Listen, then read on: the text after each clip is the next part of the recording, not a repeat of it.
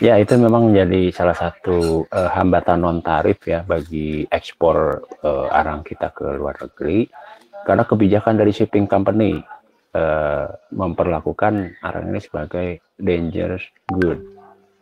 Ya, walaupun secara apa namanya ya masih secara saintifik masih diperdebatkan. Kenapa? Karena sebelum kita melakukan ekspor itu kan dilakukan self-fitting test. Artinya uh, si briket ini atau si arang ini dilakukan tes oleh lembaga independen seperti Karsurin atau Bekjorindo untuk salah satu parameter itu self-fitting test (SHT). Nah, self-fitting test ini adalah menempatkan suatu objek apa namanya yang diuji di dalam suhu tertentu sampai batas yang disepakati secara internasional, apakah ia akan terbakar atau tidak. Nah, briket ini rata-rata dia udah melampaui syarat sampai 140 derajat Celcius. Nah, kemudian terjadi terbakarnya briket di dalam kontainer seperti yang diceritakan.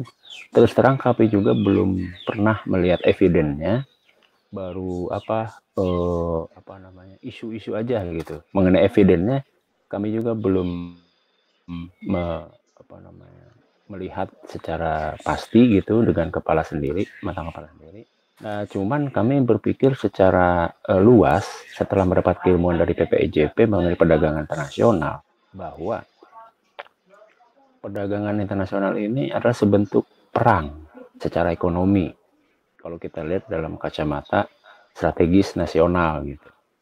Artinya ya pihak-pihak yang berkompeten seyogianya membuka kemungkinan itu.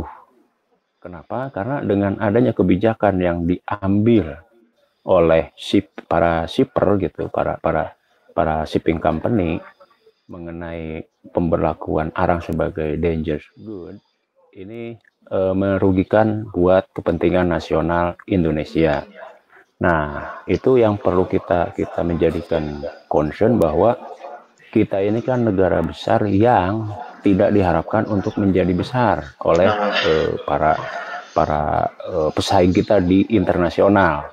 Kita harus berpikir secara geopolitik, kita harus melek bahwa mereka nggak mengharapkan kita ini menjadi pengolah bahan baku. Itu yang paling penting. Karena ketika di 2001 kami ada meeting di ITB Bandung, beberapa tokoh nasional itu sempat menyampaikan kepada kami bahwa Pak Presiden Mendiang, Presiden PJ Habibie saat itu untuk mengatasi masalah nasional mengajukan pinjaman 500 juta US dollar. Nah, salah satunya itu untuk kepentingan PT DI waktu itu, Dirgantara Indonesia, untuk bisa membuat pesawat tempur. Nah, proposal itu langsung ditolak seketika oleh IMF. Nah, singkat cerita, diplomat kita mencari tahu apa sih alasan dibalik penolakan itu. Padahal itu untuk kepentingan nasional Indonesia. Ya, ternyata plot dari G7 yang sekarang menjadi 8 karena Jepang ikut bergabung, itu mereka tidak mengharapkan G8 ini menjadi 9 atau 10 atau 11. Mereka ingin menjadi hegemoni di dunia dengan G8 tadi. Dan plot untuk Indonesia adalah Indonesia dijadikan negara penghasil sumber bahan baku dan sumber tenaga kerja yang murah. Nah, rupanya itulah yang memang terjadi semenjak itu 2001 itu, sehingga di dalam salah satu klausul di Letter of Intent dengan IMF, di situ kentara sekali mengenai pembubaran PT DI. Itu syarat untuk kita memperoleh pinjaman. Nah, ketika kemudian belakangan kita tahu semua PT DI kan dibubarkan, PT-PTN sebelumnya kemudian ke PT DI itu dibubarkan, sehingga kita sama sekali tidak punya potensi untuk mendevelop pesawat terbang yang saat itu Presiden Habibie itu mendesain IPTN atau PT DI ini dalam 5 tahun bisa memproduksi pesawat tempur. Kita bisa bayangkan di tahun itu di kawasan kita satu-satunya negara yang bisa memproduksi pesawat. Waktu itu kan CN250, CN35 kemudian, terus yang ya sayang sekali ya karena masyarakat kita justru menjelekkan hasil karya bangsa kita dengan mengulang-ulang pertukaran beras ketan dengan pesawat dengan Vietnam. Tapi hal saat itu kita bayangkan sekarang saat itu jadi satu-satunya negara di kawasan, bahkan Tiongkok juga belum bisa saat itu untuk membuat pesawat. Sekarang ya mereka bisa membuat kapal induk, membuat jet tempur dan membuat misil-misil yang lain. Tapi saat itu kita negara di kawasan yang bisa membuat pesawat penumpang. Nah, Habibie ingin dalam 5 tahun kita bisa menghasilkan pesawat tempur. Kenapa? Karena di situ beliau punya desain percepatan, lompatan, bukan percepatan lagi, tapi lompatan, kemajuan, lompatan teknologi. Karena dalam pesawat tempur kita memerlukan elektronika yang baik, elektronika yang canggih, yang udah lebih tinggi lagi levelnya. Kemudian kita perlu alat navigasi yang canggih. Kemudian kita akan perlu persenjataan yang canggih. Nah, dari situ diharapkan semua industri itu ikutan akan terbangun seperti terjadi di Rusia dan di Amerika gitu. Nah, ini yang sudah dilihat oleh G8, apa yang akan dilakukan oleh Habibie dalam kurung Indonesia, ini akan membahayakan hegemoni mereka di dunia. Sehingga mereka harus berbagi menjadi G9 misalkan. Ya, nggak jadi G8 lagi. G8 pun Jepang karena udah terlanjur maju, yalah terpaksa lah mereka masukkan di dalam klub gitu kan. Nah, itu yang terjadi saat itu. Tapi tadi kita ingat kan plot G7 untuk Indonesia adalah penghasil bahan baku dan tenaga kerja murah. Sampai beberapa dekade berikutnya mereka berhasil. Karena presiden kita yang sebelum-sebelumnya tidak berani melakukan terobosan-terobosan untuk hilirisasi, untuk mengubah bahan baku tadi menjadi setidaknya bahan setengah jadi. Sehingga kita punya potensi untuk memiliki hasil penjualan yang lebih bagus dan memiliki kemajuan di teknologi pengolahan. Nah, dari situ itulah yang perlu kita lihat kembali ke tadi Arang menjadi DG, dangerous good. Ya bukan orang Indonesia kalau nggak otak mah ya. Nah, itu kemudian kita juga ketemu solusinya. Ya walaupun kita juga harus bisa melihat realitas pesaing kita di dunia internasional untuk Arang. Kita bisa membuka data bahwa ekspor ke Korea Selatan itu 75% ekspor Arang. 75% itu berasal dari Vietnam. Padahal mereka nggak punya hutan, Mas. Betul. Di dalam data yang kita dapat dari pejabat di Kementerian Perdagangan, saat itu ekspor kita tercatat terbukukan hanya 5% terhadap pasar impor Korea Selatan untuk Arang. Nah, itu jumlahnya 5% tadi, Mas Rizky, itu 385 kontainer. 5% yang kita ekspor dan dibukukan di neraca perdagangan. Tapi bayangkan 75% berapa ribu kontainer. 385 kontainer yang kita ekspor itu cuma 5%. 5%. Iya. Nah, itu yang perlu kita cermati. Kemudian kenapa kok kita kalah saing terus dengan Vietnam, dengan Thailand, bahkan dengan Kenya ya soal Arang ini. Khususnya untuk market terbesar di kawasan yaitu Tiongkok, Korea Selatan dan Jepang, kita selalu kalah. Kita terpaut harga di katakanlah sekitar $300. satu hal yang membebani biaya kirim kita adalah ocean freight. Ocean freight itu dari Indonesia ke Singkang misalkan, Port Singkang, itu bisa 5-6 kali lipat dari ocean freight dari Lem cabang ke Singkang, dari Thailand ke Singkang. Kita bisa bayangkan 6 kali lipat, bukan 2-3 kali lipat, tapi 6 kali lipat. Ditambah lagi beban yang harus dimasukkan ke dalam HTP dalam bentuk factory audit, MSDS, SHT setiap shipment. Itu kan akan menimbulkan biaya, menimbulkan cost yang akan kita masukkan ke dalam cost of goods product, kan gitu. Jadi production cost-nya masuk, sehingga cost of goods sales-nya itu akan meningkat dengan sendirinya, dan pada akhirnya ditambah lagi ocean freight-nya yang 6 kali lipat tadi, menjadikan price kita ini nggak kompetitif. Mbak, di Tianjin, di Busan, di Seoul, di Osaka, itu kita kalah dengan negara jiran kita, Vietnam dan Thailand. Itu gambarannya. Jadi intervensi negara, menurut saya pribadi, intervensi negara harus dilakukan untuk melindungi kepentingan nasional kita. Intervensi negara. Semoga ada pejabat negara kita yang mendengarkan Mas ya. Ada, kalau nggak besok lusa Mas, pasti ada. Amin. Saya yakin. Ini monitornya kok miring nih Mas, gimana Mas? Bentar, monitornya. Oh, miring dah. Kenapa bisa begini? Kalau di saya nih normal. Oke, berarti kita putar aja ininya Mas. Apa namanya ini? Gimana caranya muternya ini? Saya matikan dulu ininya.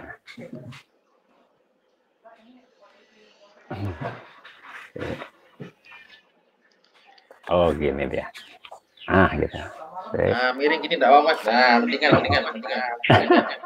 mendingan. Tadi horizontal.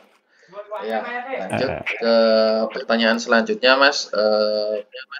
Mekanisme pendanaan. Jadi kan banyak tuh bayar luar negeri, pembayaran pakai LC, letter credit. Nah, bagaimana mekanisme pendanaan dari Pak Asadullah? Apakah minta DP dulu, ataukah misalkan bayar pakai LC 100%. Nah, pendananya dari mana gitu? Boleh di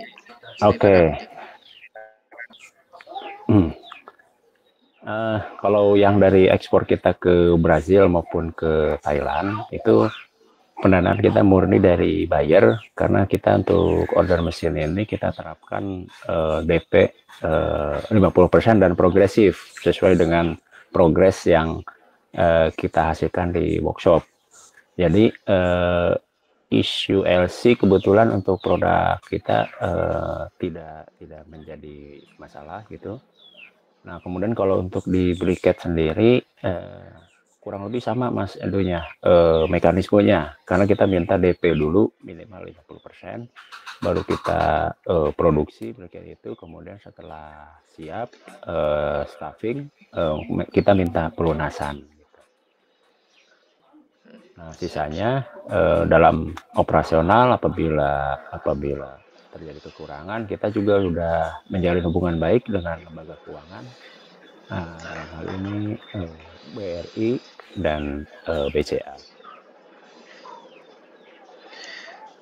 Gitu. Baik, terus untuk apakah Mas juga memanfaatkan peran diaspora, yaitu orang Indonesia yang tinggal di luar negeri, baik kerja maupun usaha? Apakah peran mereka untuk ekspor itu berpengaruh atau gimana? Karena banyak orang Indonesia yang buka minimarket di Turki, di Jepang, di Sydney, dan apakah bagaimana? Ya, saya pengen sekali sebetulnya untuk bisa katakanlah terhubung dengan mereka dan menjalin kerjasama seperti itu. Cuman sayang sekali sampai saat ini kita belum punya konektivitas kepada beliau-beliau di sana. Nah, mungkin kendala yang akan menjadi isu kalau kami terkoneksi dengan beliau-beliau, itu mungkin di Mas, beliau-beliau itu lebih senang ke sistem konsinyasi ya. Jadi ya, kami pembayaran. ya, jadi itu mungkin akan sulit mempertemukan kepentingan kami dan mereka gitu. Nah, jadi saat ini kita mengandalkan sales yang seperti tadi mekanisme pembayarannya. Aneh. Ya, oke. Nah, mungkin ini jadi pertanyaan yang terakhir, Bang. Mungkin sudah waktunya istirahat, sudah siang. Bagaimana cara menjaga dari tahun 2000 awal tadi sampai sekarang 2023 usaha tetap terus berjalan padahal banyak sekali arah rintangan seperti pandemi dan sebagainya itu. Nah, boleh diceritakan, Bang? Ini memang tantangan yang buat semua ya, buat siapapun ya, keadaan-keadaan yang kita alami bersama secara nasional dan secara internasional juga, yang benar-benar challenging ya buat teman-teman pelaku usaha. Sementara kami sendiri, strategi dalam berbisnis kami lebih cenderung sekarang setelah tantangan-tantangan itu hadir depan mata, kami lebih menekankan kepada kolaborasi dengan partner-partner kami, karena sebelumnya kami memiliki rumah produksi yang kita kelola sendiri, cuma ya sama seperti teman-teman yang lain, di situ tercipta inefisiensi Mas, karena overhead kan terus, sementara sales nol karena tadi hambatan-hambatan di market. Nah, kemudian harus berhutang untuk overhead tadi dan akhirnya sampai kesulitan.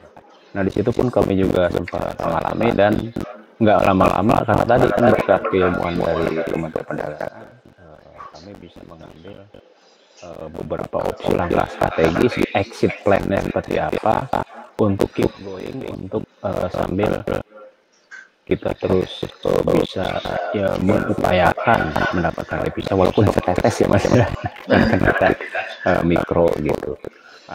Terus di internal kita sendiri juga kita buat ramping dengan reorganisasi, sehingga cost untuk survival kita menjadi lebih rendah, mengikuti tren perkembangan zaman, yang mana sejak 2014 kan tren digital kan udah mulai masuk ya Mas. Nah, kita juga mencermati dengan tren itu dan belajar untuk mengadopsi di perusahaan kita di sini. Nah, sehingga sekarang ini yang menjadi fokus adalah efisiensi. Nah, misalkan efisiensi gini Mas, misalkan kita perlu mobil, kalau teman-teman kan berpikir untuk membeli unit. Nah, kami berpikir beda Mas, kami lebih memilih ketika kami memurungkan mobil, kami untuk memilih untuk hire monthly gitu atau quarterly gitu. Kenapa? Karena biaya lain yang timbul di dalam operasional perusahaan itu menjadi beban yang berat. Nah, sementara kalau misalkan kita hire ini, kita rental gitu mobil, karena seperti itu kita cuma keluar sebesar itu dengan resiko yang minim.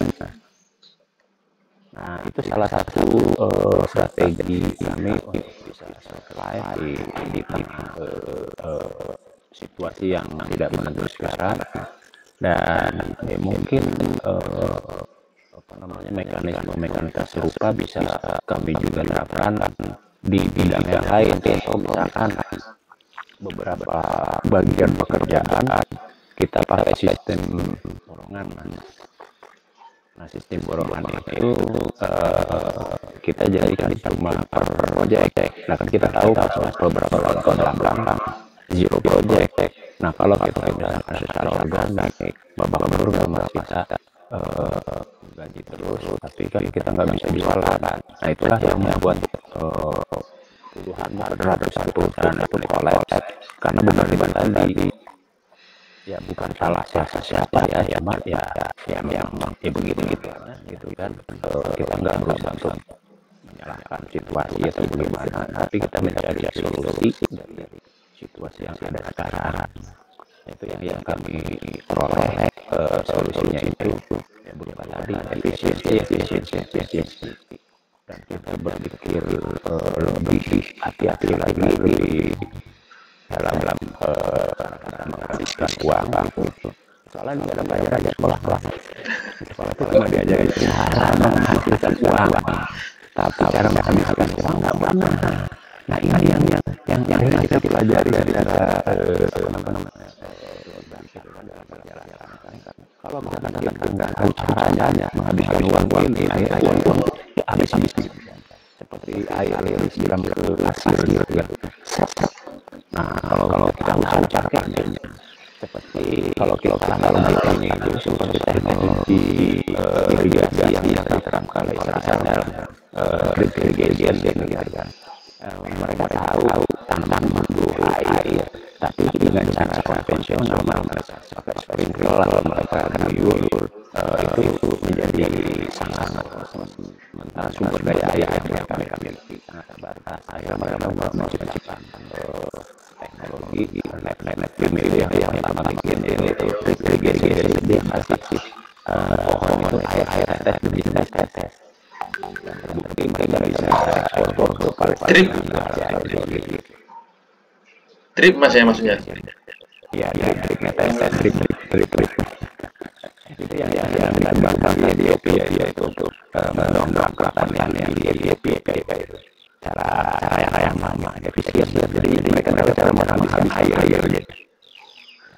Nggak diguyur dan dikocok, dibikin tetes.